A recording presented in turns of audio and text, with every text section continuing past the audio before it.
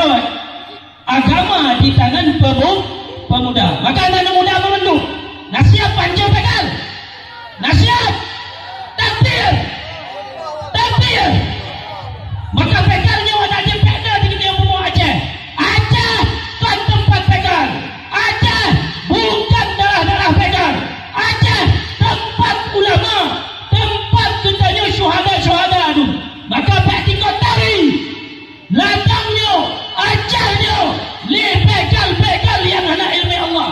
Maka dia santri memandung, anak-anak muda memandung, urang sirun memandung, bersiap dia untuk memandung dia sampai di Pukunda Acehnya oleh partai begal-begal.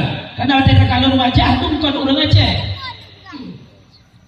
Wadah kalon wajah, ada bukan orang Aceh. Panai cedekku, mana tunai itu? Kalau wajah kami pirah-pirah, itu bukan orang Aceh juga.